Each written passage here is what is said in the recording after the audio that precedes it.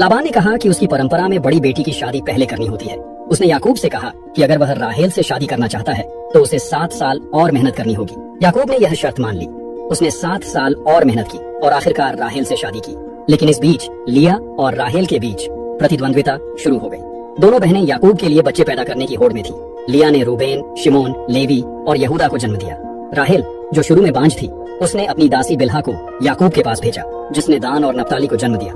लिया ने भी अपनी दासी झिल्पा को याकूब के पास भेजा, जिसने गाद और आशेर को जन्म दिया। बाद में लिया ने इस्साकार, जबूलून और एक बेटी दीना को जन्म दिया। आखिरकार परमेश्वर ने राहेल की प्रार्थना सुनी और उसने यूसुफ को जन्म दिया। बाद में राहेल ने बिन्यामीन को भी जन्म दिया, लेकिन उसकी मृत्यु प्रसव के दौरान ही हो गई। इन वर्षों में याकूब ने लाबान के लिए बहुत मेहनत की और धन भी कमाया। उसने चतुराई से लाबान के झुंडों को बढ़ाया और उसकी संपत्ति में इजाफा हुआ। लेकिन उसका दिल अभी भी अधूरा था। वह अपने भाई एसाव से डरता था। उसे अपने अतीत का सामना करने की चिंता सताती थी। क्या वह कभी अपने घर कनान लौट पाएगा? क्या एसाव उसे माफ करेगा या उसका क्रोध उसे नष्ट कर देगा? इन वर्षों में परमेश्वर ने याकूब को कई बार दर्शन दिए। जब वह हारान की ओर जा रहा, लाबान ने कहा कि उसकी परंपरा में बड़ी बेटी की शादी पहले करनी होती है। उसने याकूब से कहा कि अगर वह राहेल से शादी करना चाहता है तो उसे 7 साल और मेहनत करनी होगी। याकूब ने यह शर्त मान ली। उसने 7 साल और मेहनत की और आखिरकार राहेल से शादी की। लेकिन इस बीच लिया और राहेल के बीच प्रतिद्वंद्विता शुरू हो गई। दोनों बहनें याकूब के लिए बच्चे पैदा करने की होड़ में थी। लिया ने रूबेन, शिमोन, लेवी और यहूदा को जन्म दिया।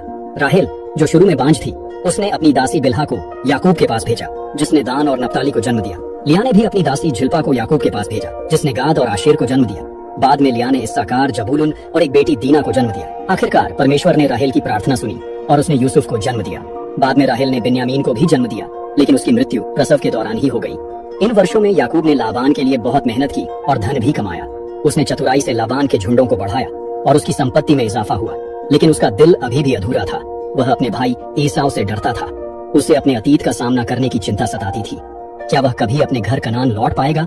क्या एसाव उसे माफ करेगा या उसका क्रोध उसे नष्ट कर देगा? इन वर्षों में परमेश्वर ने याकूब को कई बार दर्शन दिए। जब वह हारान की ओर जा रहा